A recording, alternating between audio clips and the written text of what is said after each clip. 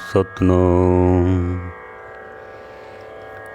करता पुरख निर्भव निर्वैर अकाल मूरत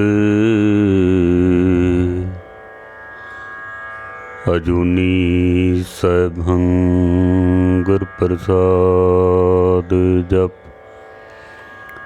आद सच जुगाद सच है भी सच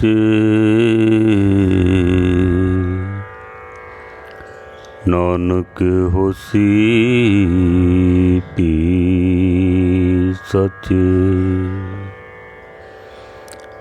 डंडौत बंधन अनक बार सर्ब कला समरथ डोलन ते राखो प्रभु नानक दे कर हथ डोलन ते राखो प्रभु नानक दे कर हथ।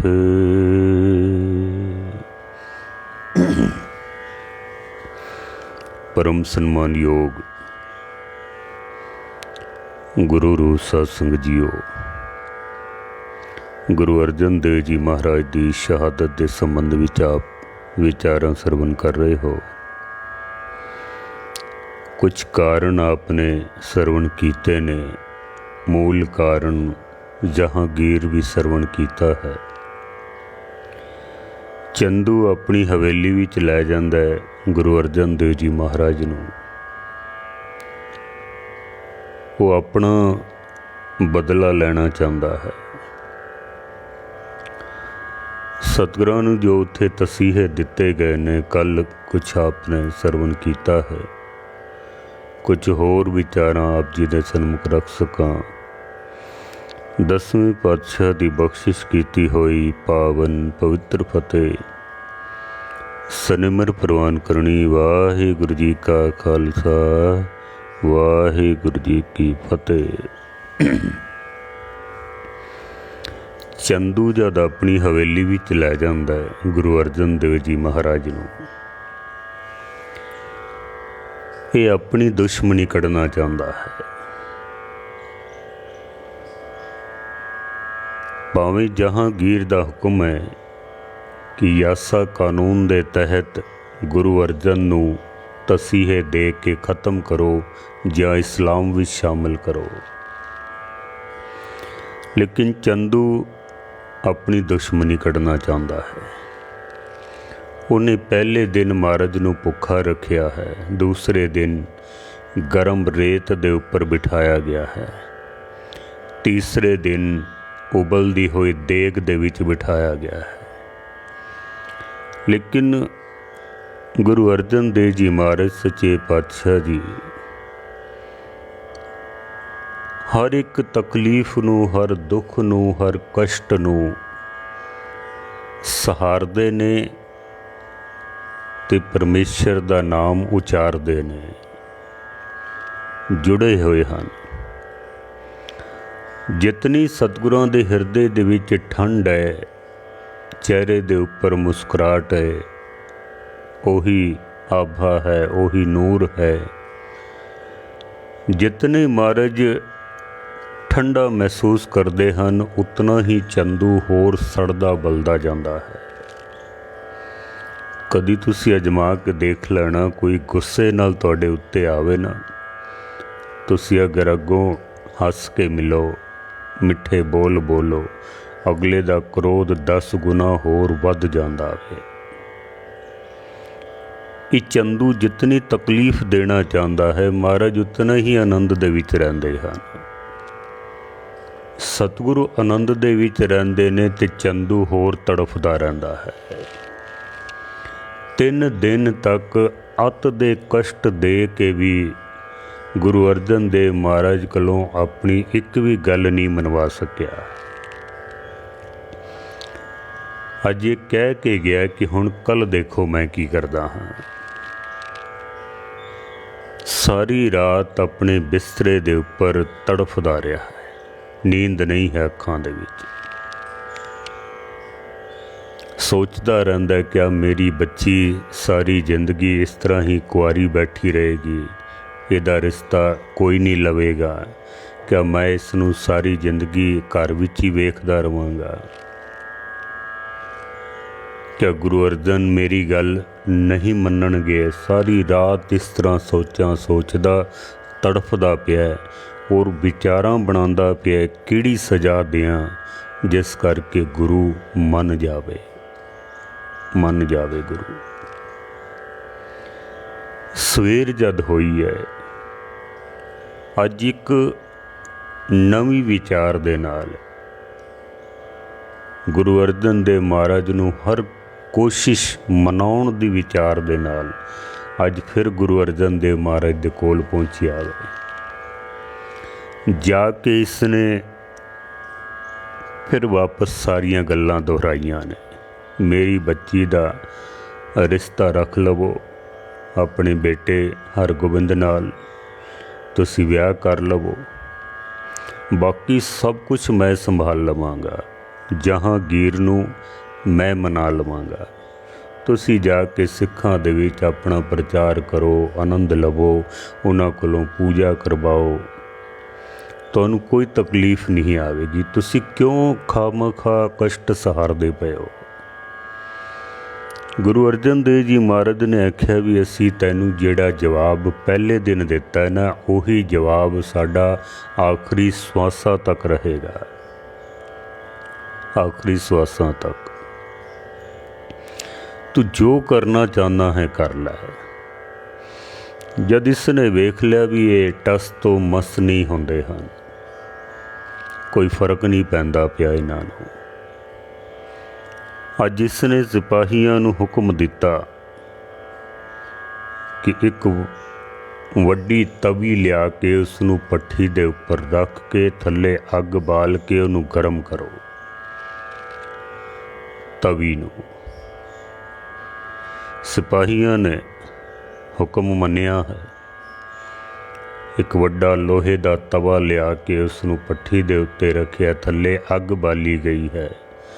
क्रोध दे विच लाल होया ये चंदू सिपाहियां नूं गरज के आखदा है, जाओ गुरु नूं लिया के दे उपर बिठाओ। गुरु अर्जन देव महाराज सच्चे पातशाह जी जिन्हां दा पहले शरीर सारा छाले छाले होया पिया वे, महाराज खुद ही चल के आ गए हैं, आप ही चल के आ गए।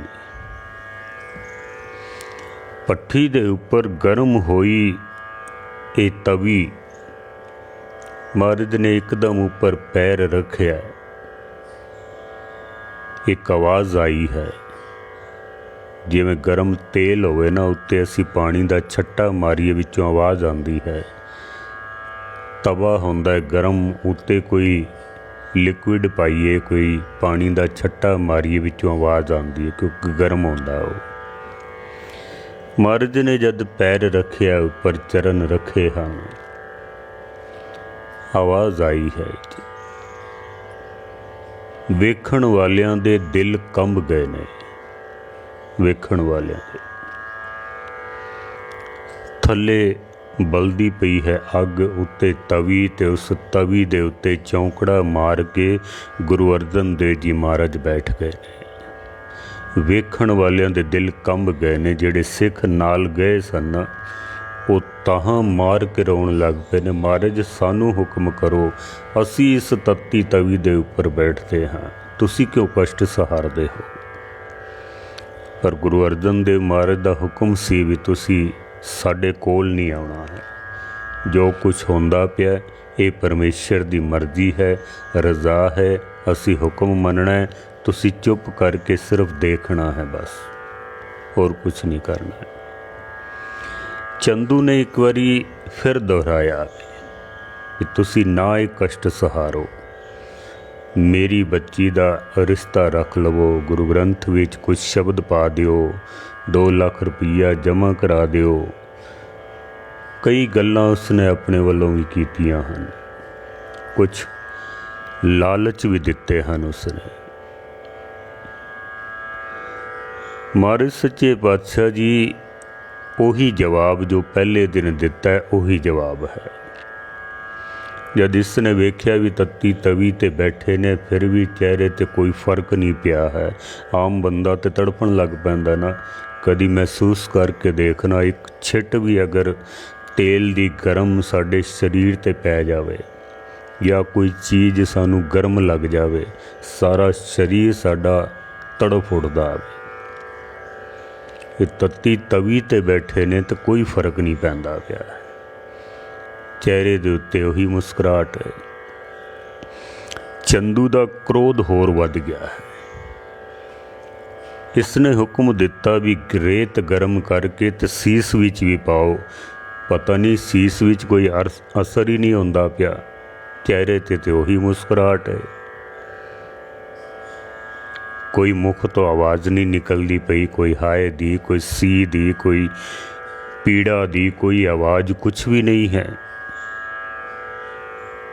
तत्ती तवी ते बैठे ने, लगदा है सीस दे ऊपर कोई असर नहीं है। गर्म रेत दे कड़छे सीस ते पाओ। रेत गर्म करके सीस दे विच कड़छे पर के पाए गए हैं, पर फिर भी गुरु अर्जन देव महाराज शांति दे पुंज बैठे हुए उस तत्ती तवी दे उत्ते महाराज सच्चे पातशाह दे मुख तो यही निकलदा पिया कि हर का नाम हृदय नित त्याई, संगी साथी सगल तराई, गुरु मेरे संग सदा है नाले, सिमर सिमर तिस सदा संभाले, तेरा किया मीठा लागे, हर नाम पदार्थ नानक मांगे। ਉਹੀ मिठे गीत निकलते पे ने। इधर सजावां दित्तियां जा रही ने ते साईं मियाँ मीर नूं जद पता लगा है तो साईं मियाँ मीर भी पहुँचा है। साईं मियाँ मीर जी जद पहुँचे हैं तो वो देख के हैरान हो गई भी अग बलदी पी है तत्ती तवी दे उपर गुरु अर्जन देव जी चौंकड़ा मार के बैठे हुए ने, चौंकड़ा मार के। इसने ताहा मार के गुरु अर्जन देव जी महाराज नूं पुछया, सच्चे पातशाह जी तुहाडे कोल किहड़ी कमी है? तुसी तां सर्व शक्तिमान हो, ब्रह्म ज्ञानी, सब सृष्ट का करता, सब कुछ तुहाडे वस विच है, सब कुछ तुहाडे हुक्म दे विच है। महाराज तुसी इतना कष्ट क्यों सहारदे पए हो? हरन परन जाका नेत्र फोर, अख दे बंद करके खोलण जितने समय दे विच तुसी धरती नूं पुट्ठा कर सकदे हो, दुश्मनां नूं सजावां दे सकदे हो, प्रकृति दी मर्यादा नूं बदल सकदे हो, सुभाव नूं बदल सकदे हो। महाराज तुसी इतने कष्ट सहारदे पए हो, महाराज ये मैं वेख नहीं सकदा, मेरे कोलों तां वेखण नहीं आउंदा पिया, तुसी उपर बैठे होए हो। गुरु अर्जन देव जी महाराज ने साईं मियाँ मीर नूं आख्या भी मियाँ मीर जी उस समा याद करो जदों तुसी गुरबाणी दे उत्ते संसा कीता सी। साईं मियाँ मीर ने एक दिन गुरु अर्जन देव महाराज कोल सवाल किया सी, क्योंकि ये बड़े निगे सुभाव दे पहुंची हुई आत्मा सी। जहांगीर दे दरबार विच भी इसका बहुत मान सन्मान थी, तां ही इसनूं किसी ने अंदर आण लग्या रोकिया नहीं सी। इसने एक दिन गुरु अर्जन देव महाराज कोल सवाल किया सी कि सच्चे पातशाह मैं बाणी पढ़ी है, होर तां सब गल्लां मैनूं ठीक लगदियां ने, पर एक गल ते मैं आके रुक गया हाँ। तन मन काट काट सब अरपी विच अग्नि आप जलाई। महाराज क्या कोई ऐसा मनुख हो भी सकता है कि जिहड़ा इन्हां पंक्तियां दे उत्ते पूरा उतरदा होवे? कि अपना तन मन सब कट के अगन दे विच साड़ देवे, विच अग्नि आप जलाई। कोई ऐसा पुरुष हो भी सकता है। फिर सुखमनी साहब जी दियां पंक्तियां, तैसा स्वर्ण तैसी उस माटी, तैसा अमृत तैसी बिक खाटी, तैसा मान तैसा अभिमान, तैसा रंक तैसा राजान, जो वरताए साई जुगत, नानक ओह पुरख कहिए जीवन मुकत। महाराज कोई ऐसा जीवन मुकत इंसान हो भी सकता है, कोई ऐसा पुरुष है भी सही जो इस सारियां गल्लां ते पूरा उतरदा होवे। तैसा स्वर्ण तैसी उस माटी, सोने ते मिट्टी नूं एक बराबर समझदा होवे, मान ते अभिमान नूं एक समान समझदा होवे। कोई ऐसा पुरुष है भी जां ये कवि दी कल्पना है? कवि कोल कल्पना होंदी है ना, कई गल्लां ऐसा कवि लिख जाते ने जो होंदियां तो नहीं ने पर लिख दित्तियां जांदियां ने। महाराज किधरे ऐसा तो नहीं कि एक कवि दी कल्पना होवे, कोई ऐसा पुरुष हो भी सकता है। गुरु अर्जन देव महाराज ने उस वक्त साईं मियाँ मीर नूं जवाब दिता सी भी मियाँ मीर, जे मैं शब्दां नाल तैनूं समझाण दी कोशिश करां, हो सकदा तैनूं समझ ही ना आवे। समा आएगा तो खुद कहेगा कि ये पंक्तियां बिल्कुल सत ने, ऐसा समा आएगा। महाराज ने आख्या, साई मियाँ मीर जी हुण वेखो, क्या तुहानूं अजे भी उन्हां पंक्तियां दे उत्ते कोई शक है? तन मन काट काट सब अर्पी, विच अग्नि आप जलाई। क्या कोई अजे भी शंका है तेरे मन दे विच? साईं मियाँ मीर दे हथ जुड़ गए ने, सीस झुक गया है। महाराज तुसी गुरबाणी दे एक एक अखर नूं सत करके दिखा दिता है, प्रतख दिखा दिता है मैनू, कोई शंका नहीं है। हुण जो कुछ गुरबाणी विच लिखिया है वो तीन काल सत है। मियाँ मीर ये बाणी अकाल दी है, किसी कवि दी लिखी हुई नहीं है। ये तीन काल सत है, जो लिख दिता है वो है। समझ आउण दे विच समा लग सकता है तैनूं। साईं मियाँ मीर कहंदा, महाराज ये तो गल ठीक है कि तुसी गुरबाणी नूं प्रतख करके दिखा दिता है, पर सच्चे पातशाह जी मैं देख नहीं सकता हाँ, तुहाडे रोम रोम दे विच छाले पै चुके ने, सारा शरीर तुहाडा जख्मी हो चुका है, सीस दे उत्ते गर्म रेत दे कड़छे बाए जा रहे ने।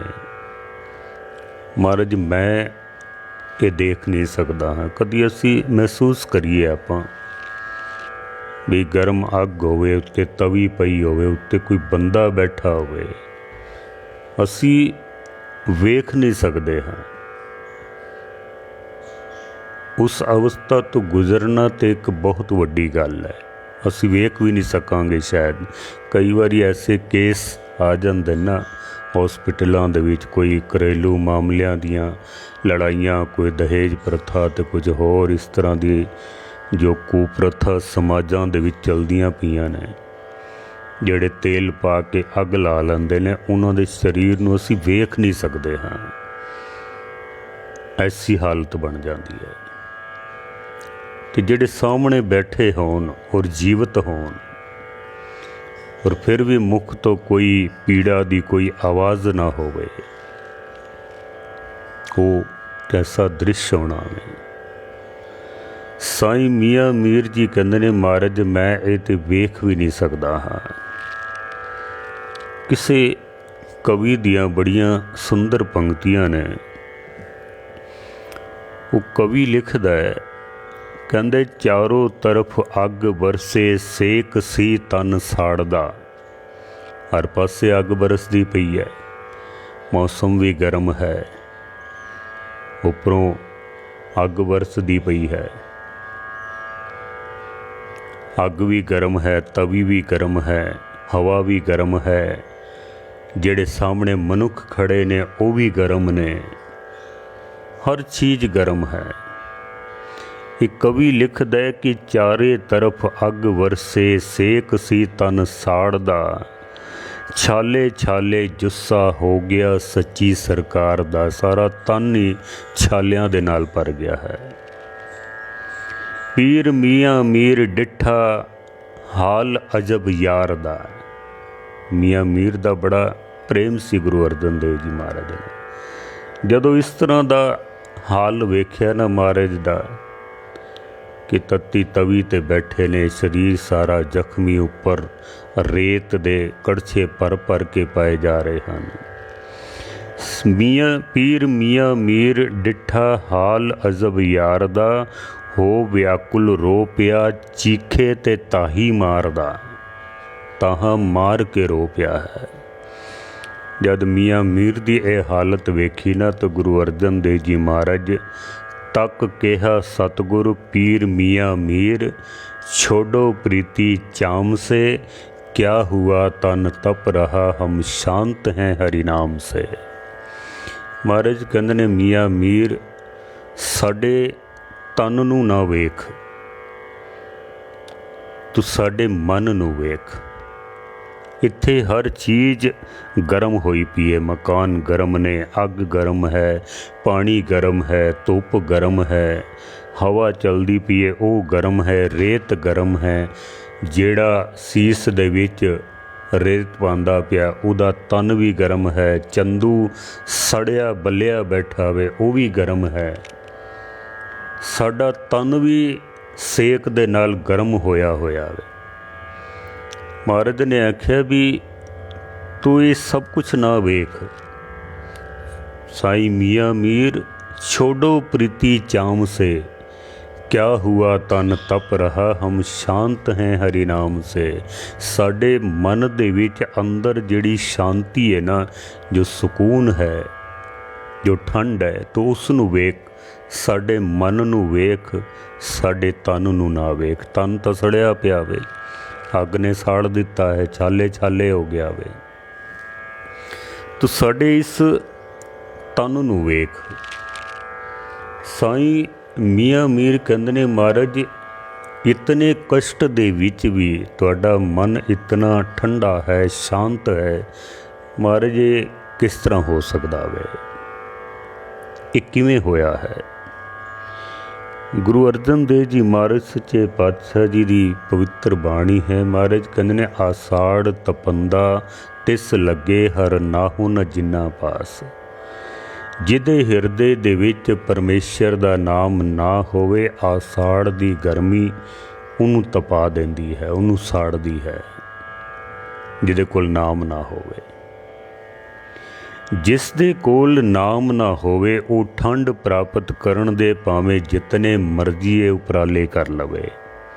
जैसे सतगुर दा ही श्लोक है, चंदन चंद न सरद रुत मूल न मिटई काम, शीतल थीवे नानका जपंदड़ो हर नाम।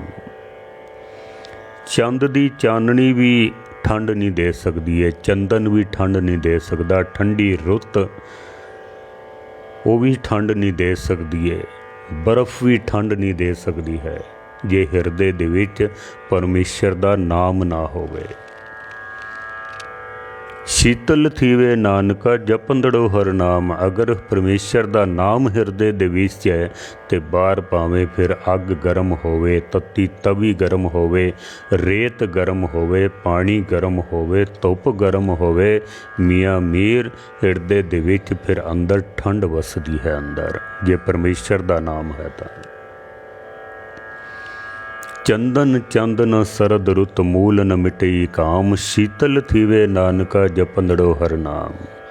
पोख तुखार न व्यापई कंठ मिलिया हर ना हो।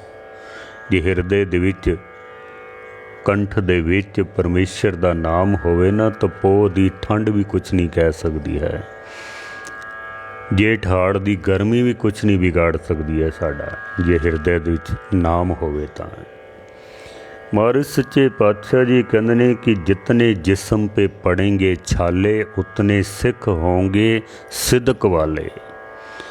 जितने साडे जिस्म दे उत्ते छाले पैणगे ना मियाँ मीर, जितने असी कष्ट सहारांगे उतने ही साडे सिख सिदक वाले होणगे।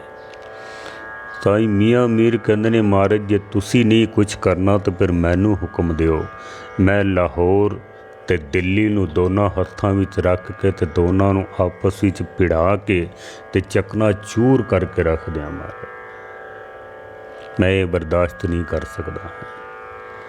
महाराज कहंदे ने तू बार बार क्रोध क्यों करदा है, तू फिर क्यों क्रोध करदा है? तू साडे दर्शन कीते ने अमृतसर साहब दे विच भी, क्योंकि साईं मियाँ मीर अक्सर गुरु अर्जन देव महाराज कोल जाते सन। श्री हरमंदर साहब जी की जो नींह पत्थर है वो भी साईं मियाँ मीर ने रखी है। दर्शन करते सन, अक्सर बाणी भी पढ़दा सी है। प्यार सी इसका गुरु अर्जन देव जी महाराज नाल। सतगुरु भी इसका बहुत सन्मान करते सन। महाराज ने आख्या मियाँ मीर तू अमृतसर दे विच भी दर्शन कीते ने ते हुण भी तू दर्शन करदा पिया है, क्या तैनू कोई फर्क नज़र आया है? साईं मियाँ मीर कहता महाराज कोई फर्क नहीं है।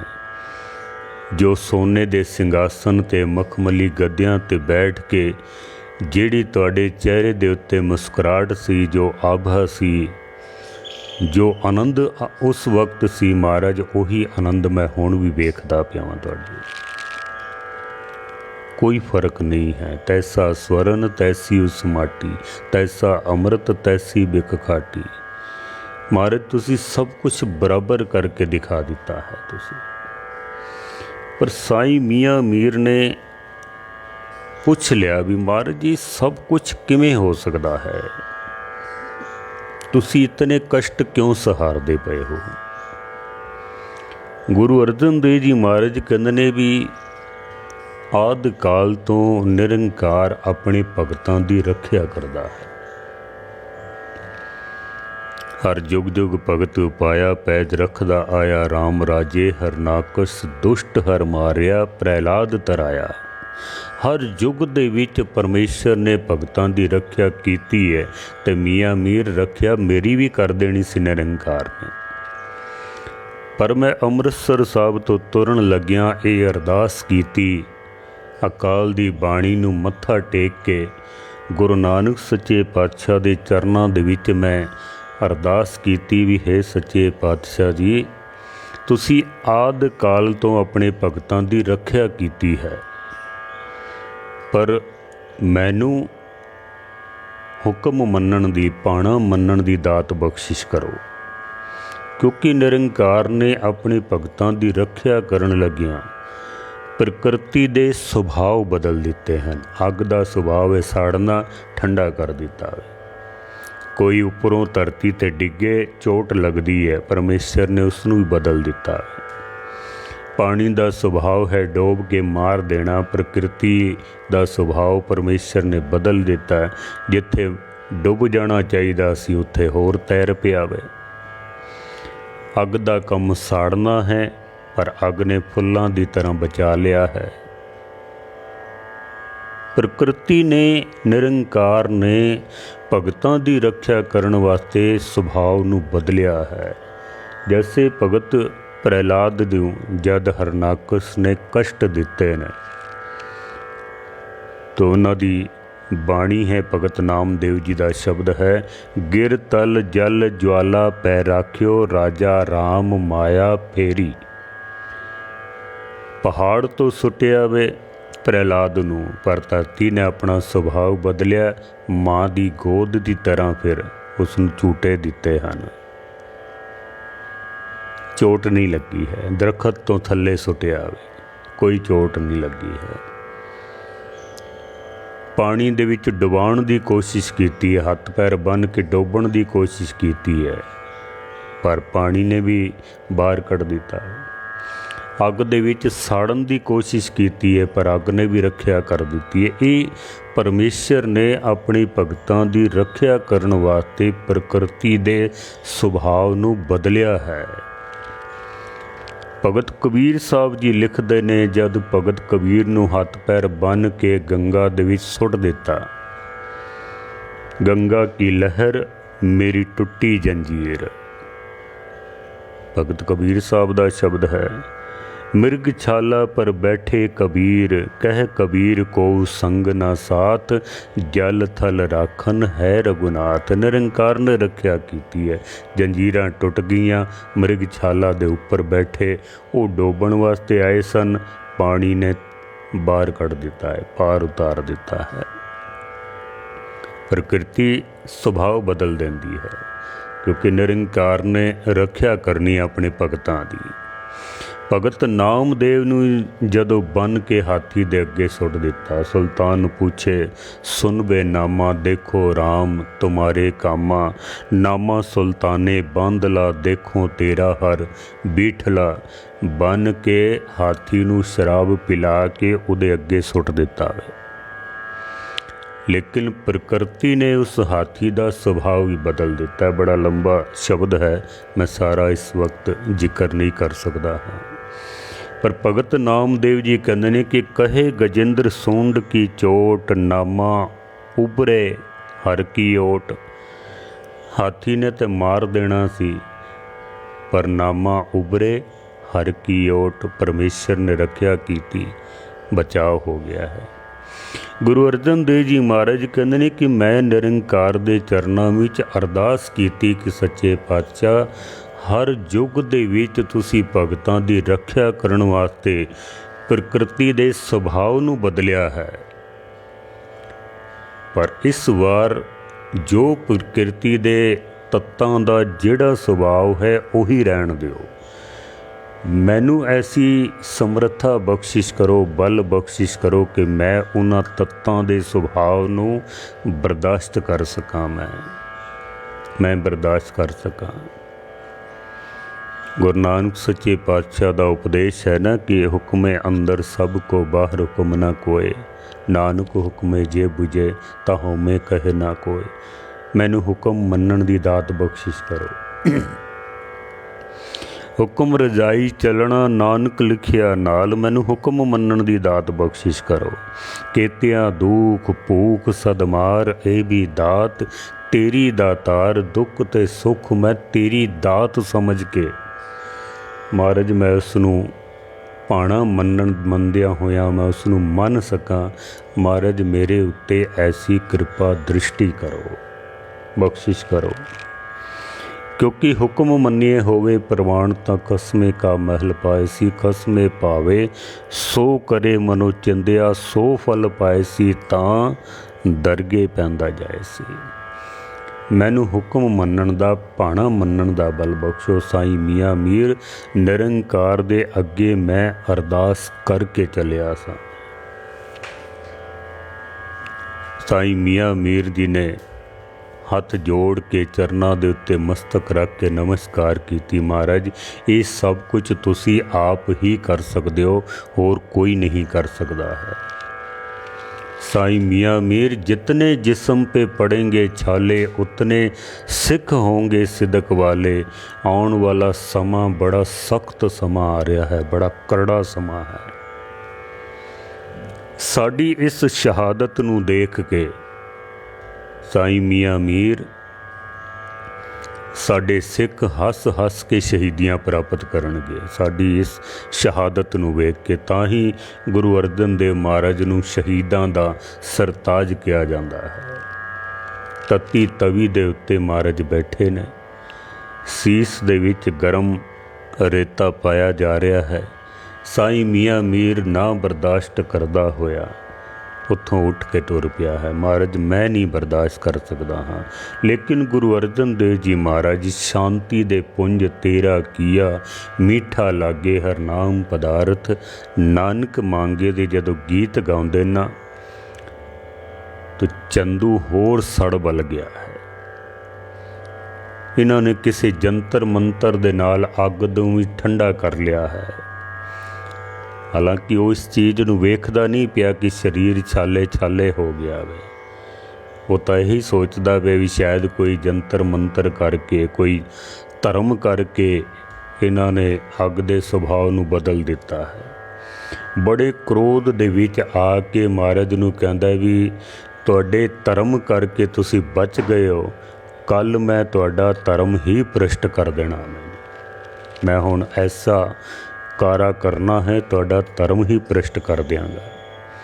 ਸਿਪਾਹੀਆਂ ਨੂੰ ਹੁਕਮ ਦਿੱਤਾ ਕਿ ਉਤਾਰੋ ਇਹਨਾਂ ਨੂੰ ਤੱਤੀ ਤਵੀ ਤੋਂ, ਕੁਛ ਖਾਣ ਨੂੰ ਨਹੀਂ ਦੇਣਾ ਹੈ, ਕੁਛ ਪੀਣ ਨੂੰ ਨਹੀਂ ਦੇਣਾ ਹੈ, ਸੌਂ ਨਹੀਂ ਸਕਦੇ ਹਨ, ਕੋਈ ਮਿਲ ਨਹੀਂ ਸਕਦਾ ਹੈ।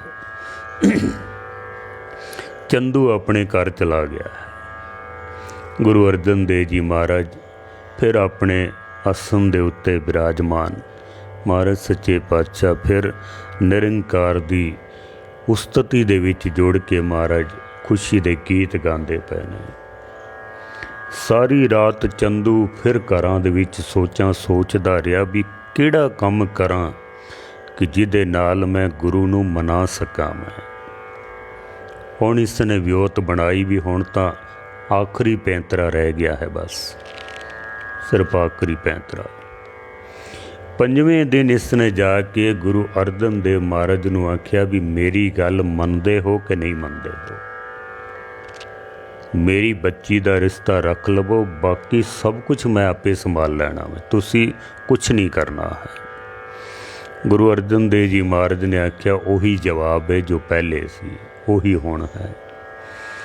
ਇਸ ਨੇ ਬੜੇ ਕ੍ਰੋਧ ਵਿੱਚ ਆ ਕੇ ਸਿਪਾਹੀਆਂ ਨੂੰ ਹੁਕਮ ਦਿੱਤਾ ਕਿ ਜਾ ਕੇ ਕਿਸੇ ਤਾਜੀ ਮਰੀ ਹੋਈ ਗਊ ਦਾ ਚਮੜਾ ਲੈ ਕੇ ਆਓ। ਉਸ ਚਮੜੇ ਦੇ ਵਿੱਚ ਗੁਰੂ ਅਰਜਨ ਨੂੰ ਬੰਦ ਕਰ ਦਿਓ, ਕਿਉਂਕਿ ਉਸ ਵਕਤ ਇਹ ਸਭ ਤੋਂ ਸਖਤ ਸਜ਼ਾ ਹੋਇਆ ਕਰਦੀ ਸੀ ਵੀ ਤਾਜ਼ਾ ਚਮੜਾ ਲਿਆ ਕੇ ਉਸ ਦੇ ਵਿੱਚ ਬਿਠਾ ਕੇ ਕੱਸ ਕੇ ਉਸ ਨੂੰ ਸੀ ਦਿੱਤਾ ਜਾਂਦਾ ਸੀ ਚਮੜੇ ਦੇ ਵਿੱਚ, ਫਿਰ ਉਹਨੂੰ ਧੁੱਪੇ ਰੱਖ ਦਿੰਦੇ ਸਨ। ਧੁੱਪ ਦੇ ਨਾਲ ਜਦੋਂ ਹੌਲੀ ਹੌਲੀ ਇਹ ਚਮੜਾ ਸੁੱਕਦਾ ਔਰ ਖਿਚੀਂਦਾ ਵੇ, ਉਹਦੇ ਵਿੱਚ ਕੁੱਟ ਕੇ ਤੜਫ ਕੇ ਬੰਦੇ ਦੀ ਮੌਤ ਹੋ ਜਾਂਦੀ ਸੀ। ਇਹ ਉਸ ਵਕਤ ਸਖਤ ਸਜ਼ਾ ਦਿੱਤੀ ਜਾਂਦੀ ਸੀ। ਗੁਰੂ ਅਰਜਨ ਦੇਵ ਜੀ ਮਹਾਰਾਜ ਨੂੰ ਵੀ ਜਦ ਇਸ ਤਰ੍ਹਾਂ ਕਰਨ ਦਾ ਹੁਕਮ ਦਿੱਤਾ ਚੰਦੂ ਨੇ, ਮਹਾਰਾਜ ਨੇ ਆਖਿਆ ਵੀ ਸਾਡੀ ਇੱਕ ਇੱਛਾ ਹੈ, ਅਸੀਂ ਅੱਜ ਇਸ਼ਨਾਨ ਕਰਨਾ ਹੈ, ਬੜੇ ਦਿਨ ਹੋ ਗਏ ਨੇ ਇਸ਼ਨਾਨ ਨਹੀਂ ਕੀਤਾ ਹੈ। ਚੰਦੂ ਨੇ ਸੋਚਿਆ ਸ਼ਾਇਦ ਡਰ ਗਏ ਨੇ, ਧਰਮ ਭ੍ਰਿਸ਼ਟ ਹੋ ਜਾਣਾ ਹੈ, ਗਊ ਦੇ ਚਮੜੇ ਕੋਲੋਂ ਡਰ ਗਏ ਨੇ, ਹੋ ਸਕਦਾ ਹੈ ਹੁਣ ਇਹ ਮੰਨ ਜਾਣਗੇ, ਇਸ਼ਨਾਨ ਕਰਨਗੇ, ਮੰਨ ਜਾਣਗੇ। ਦੂਸਰਾ, ਸਾਰਾ ਸਰੀਰ ਜ਼ਖਮੀ ਹੋਇਆ ਪਿਆ, ਅਗਰ ਜ਼ਖਮੀ ਸਰੀਰ ਦੇ ਉੱਤੇ ਪਾਣੀ ਪਾਇਆ ਗਿਆ ਠੰਡਾ, ਤਕਲੀਫ ਹੋਰ ਵਧਣੀ ਹੈ, ਘੱਟ ਨਹੀਂ ਹੋਣੀ ਹੈ। ਇਹਨਾਂ ਨੇ ਆਪੇ ਹੀ ਆਪਣੇ ਵਾਸਤੇ ਮੌਤ ਸਹੇੜ ਲਈ ਹੈ, ਇਹਨਾਂ ਨੇ ਤਕਲੀਫ ਹੋਰ ਵਧੇਗੀ। ਮਹਾਰਾਜ ਨੇ ਆਖਿਆ ਸੀ ਆਪਣੀ ਸਿੱਖਾਂ ਦੇ ਨਾਲ ਇਸ਼ਨਾਨ ਕਰਨ ਜਾਣਾ ਚਾਹੁੰਦੇ ਹਾਂ, ਸਾਨੂੰ ਇਜਾਜ਼ਤ ਦਿੱਤੀ ਜਾਵੇ। ਗੁਰੂ ਅਰਜਨ ਦੇਵ ਮਹਾਰਾਜ ਨੂੰ ਇਸ਼ਨਾਨ ਕਰਨ ਦੀ ਇਜਾਜ਼ਤ ਦਿੱਤੀ ਗਈ। ਮਹਾਰਾਜ ਸੱਚੇ ਪਾਤਸ਼ਾਹ ਜੀ ਆਪਣੇ 5 ਸਿੱਖਾਂ ਦੇ ਨਾਲ ਸਿਪਾਹੀਆਂ ਦੇ ਸਖਤ ਪਹਿਰੇ ਦੇ ਵਿੱਚ, ਸਾਰਾ ਸਰੀਰ ਜ਼ਖਮੀ ਸਰੀਰ ਦੇ ਉੱਤੇ ਇੱਕ ਮਹਾਰਾਜ ਨੇ ਚਾਦਰ ਦੀ ਬੁੱਕਲ ਮਾਰੀ ਹੈ। ਭਾਈ ਪਿਰਾਣਾ ਜੀ ਦੇ ਮੋਢੇ ਦੇ ਉੱਤੇ ਹੱਥ ਰੱਖ ਕੇ ਇੱਕ ਕਦਮ ਮਹਾਰਾਜ ਚੱਲ ਕੇ ਹੌਲੀ ਹੌਲੀ ਆਪਾਂ ਮਹਿਸੂਸ ਕਰਕੇ ਦੇਖੀਏ ਕਿ ਪੈਰ ਜ਼ਖਮੀ ਹੋਣ ਕਿਸ ਤਰ੍ਹਾਂ ਮਹਾਰਾਜ ਚੱਲਦੇ ਹੋਣੇ ਨੇ। ਸਤਿਗੁਰੂ ਚੱਲ ਕੇ ਜਦ ਪਹੁੰਚਦੇ ਹਨ ਰਾਵੀ ਦੇ ਕਿਨਾਰੇ 'ਤੇ, ਉੱਥੇ ਹੁਣ ਇਤਿਹਾਸਕਾਰਾਂ ਦੀ ਵੱਖਰੀ ਰਾਏ ਹੈ, ਕਿਉਂਕਿ ਮਹਾਰਾਜ ਦੇ ਉੱਥੇ ਹੀ ਅੰਤਿਮ ਸਵਾਸ ਪੂਰੇ ਹੋ ਜਾਂਦੇ ਹਨ। ਉੱਥੇ ਹੀ ਪ੍ਰਿੰਸੀਪਲ ਸਤਬੀਰ ਸਿੰਘ ਜੀ ਉਹ ਲਿਖਦੇ ਨੇ ਕਿ ਗੁਰੂ ਅਰਜਨ ਦੇਵ ਜੀ ਮਹਾਰਾਜ ਆਖਰ ਜਲਾਦਾਂ ਨੇ ਵਿਚਾਰਿਆ ਕਿ ਜ਼ਖਮੀ ਸਰੀਰ 'ਤੇ ਅਗਰ ਠੰਡਾ ਪਾਣੀ ਪਾਇਆ ਤਾਂ ਹੋਰ ਤਕਲੀਫ ਵਧਣੀ ਹੈ, ਸੋ ਮਹਾਰਾਜ ਸੱਚੇ ਪਾਤਸ਼ਾਹ ਨੂੰ ਉੱਥੇ ਇਸ਼ਨਾਨ ਕਰਨ ਲੱਗਿਆਂ ਜਲਾਦਾਂ ਨੇ ਪਾਣੀ ਦੇ ਵਿੱਚ ਹੀ ਰੋੜ ਦਿੱਤਾ ਹੈ। ਫਿਰ ਮਹਿਮਾ ਪ੍ਰਕਾਸ਼ ਰਤਨ ਸਿੰਘ ਭੰਗੂ ਔਰ ਕੇਸਰ ਸਿੰਘ ਛਿੱਬਰ ਦੀਆਂ ਕੁਝ ਪੰਕਤੀਆਂ ਵੀ ਉਹਨਾਂ ਨੇ ਦਿੱਤੀਆਂ ਹਨ। ਕੁਝ ਵਿਦਵਾਨ ਕਹਿੰਦੇ ਨੇ ਕਿ ਮਹਾਰਾਜ ਨੇ ਇਸ਼ਨਾਨ ਕੀਤਾ, ਜਪਜੀ ਸਾਹਿਬ ਦਾ ਪਾਠ ਕੀਤਾ ਅਤੇ ਸਮਾਪਤੀ ਦੇ ਨਾਲ ਹੀ ਪ੍ਰਾਣ ਪੰਖੇਰੂ ਆਪਣੇ ਨਿਜ ਧਾਮ 'ਤੇ ਚਲੇ ਗਏ ਹਨ ਅਤੇ ਉੱਥੇ ਹੀ ਸੰਸਕਾਰ ਕਰਕੇ ਅਤੇ ਸਾਰੀ ਰਾਖ ਨਦੀ ਦੇ ਵਿੱਚ ਹੀ ਰੋੜ ਦਿੱਤੀ ਗਈ ਹੈ। ਕੁਝ ਵਿਦਵਾਨ ਕਹਿੰਦੇ ਨੇ ਕਿ ਇਸ਼ਨਾਨ ਕਰਨ ਦੇ ਨਾਲ ਸਰੀਰ ਨੂੰ ਤਕਲੀਫ ਬਹੁਤ ਪਹੁੰਚੀ। ਮਹਾਰਾਜ ਨੇ ਉੱਥੇ ਅੰਤਿਮ ਸਵਾਸ ਲਏ ਔਰ ਜਲਾਦਾਂ ਨੇ ਸੋਚਿਆ ਵੀ ਹੁਣ ਇਸ ਦੇਹੀ ਨੂੰ ਕਿੱਥੇ ਲੈ ਕੇ ਜਾਣਾ ਹੈ, ਉੱਥੇ ਹੀ ਨਦੀ ਦੇ ਵਿੱਚ ਹੀ ਰੋੜ ਦਿੱਤਾ ਗਿਆ ਹੈ। ਕੁਛ ਵੀ ਹੋਵੇ ਪਰ ਉਸ ਅਸਥਾਨ ਦੇ ਉੱਤੇ, ਕਿਉਂਕਿ ਹੁਣ ਗੁਰਦੁਆਰਾ ਬਣਿਆ ਹੋਇਆ ਗੁਰਦੁਆਰਾ ਡੇਰਾ ਸਾਹਿਬ, ਉੱਥੇ ਹੀ ਮਹਾਰਾਜ ਨੇ ਅੰਤਿਮ ਸਵਾਸ ਲਏ ਹਨ। ਸਤਿਗੁਰੂ ਉੱਥੇ ਹੀ ਜੋਤੀ ਜੋਤ ਸਮਾਉਂਦੇ ਹਨ। ਰਤਨ ਸਿੰਘ ਭੰਗੂ ਲਿਖਦੇ ਹਨ ਕਿ ਗੁਰੂ ਅਰਜਨ ਦਰਿਆਏ ਨਾ ਬੋੜਿਓ। ਕਿਆ ਗੁਰੂ ਅਰਜਨ ਦੇਵ ਮਹਾਰਾਜ ਨੂੰ ਦਰਿਆ ਦੇ ਵਿੱਚ ਨਹੀਂ ਰੋੜ ਦਿੱਤਾ? ਕਿ ਗੁਰੂ ਤੇਗ ਬਹਾਦਰ ਸੀਸ ਨਾ ਤੋਰਿਓ। ਕਿਆ ਗੁਰੂ ਤੇਗ ਬਹਾਦਰ ਸਾਹਿਬ ਦਾ ਸੀਸ ਕਲਮ ਕਰਕੇ ਉਹਨਾਂ ਨੂੰ ਸ਼ਹੀਦ ਨਹੀਂ ਕੀਤਾ ਗਿਆ? ਕਿ ਸਾਹਿਬਜ਼ਾਦੇ ਨਹ ਮਰਾਏ। ਕਿਆ ਚਾਰੋਂ ਸਾਹਿਬਜ਼ਾਦਿਆਂ ਨੂੰ ਸਜ਼ਾ ਨਹੀਂ ਦਿੱਤੀ ਹੈ? ਸੀਰ ਖੋਰ ਤੋਹੇ ਨਾਹੇ ਕੁਹਾਏ। ਦੁੱਧ ਪੀਂਦੇ ਛੋਟੇ ਮਾਸੂਮ ਬੱਚਿਆਂ ਨੂੰ ਕਿਆ ਸ਼ਹੀਦ ਨਹੀਂ ਕੀਤਾ ਗਿਆ ਹੈ? ਇਹ ਉਹਨਾਂ ਨੇ ਮਿਸਾਲਾਂ ਦਿੱਤੀਆਂ ਹਨ। ਕੇਸਰ ਸਿੰਘ ਛਿੱਬਰ ਲਿਖਦਾ ਹੈ, ਸੋ ਬੱਧੇ ਹੋਏ ਹੀ ਦਿੱਤੇ ਨਦੀ ਰੁੜਾਏ।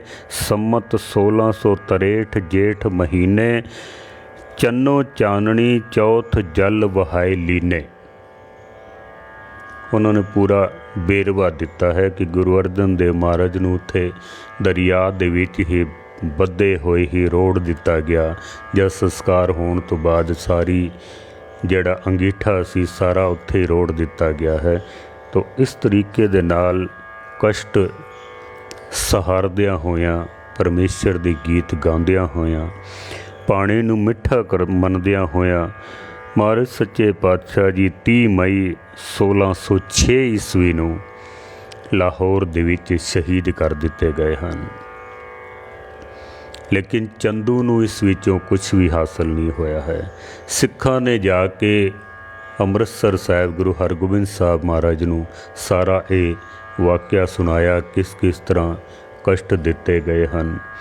ਗੁਰੂ ਹਰਗੋਬਿੰਦ ਸਾਹਿਬ ਮਹਾਰਾਜ ਸੱਚੇ ਪਾਤਸ਼ਾਹ ਨੇ ਅੱਗੇ ਆਉਣ ਵਾਲੇ ਸਮੇਂ ਦੇ ਵਿੱਚ ਜਦੋਂ ਜਹਾਂਗੀਰ ਦੇ ਨਾਲ ਮੁਲਾਕਾਤ ਹੁੰਦੀ ਹੈ, ਗੁਰੂ ਅਰਜਨ ਦੇਵ ਜੀ ਮਹਾਰਾਜ ਦੀ ਸ਼ਹਾਦਤ ਤੋਂ ਬਾਅਦ ਗੁਰੂ ਹਰਗੋਬਿੰਦ ਸਾਹਿਬ ਜੀ ਨੂੰ ਗਵਾਲੀਅਰ ਦੇ ਕਿਲ੍ਹੇ ਦੇ ਵਿੱਚ ਕੈਦ ਕਰ ਦਿੱਤਾ ਜਾਂਦਾ ਹੈ। 52 ਰਾਜਿਆਂ ਨੂੰ ਉੱਥੋਂ ਜਦ ਮਹਾਰਾਜ ਛੁਡਾ ਕੇ ਲਿਆਉਂਦੇ ਹਨ,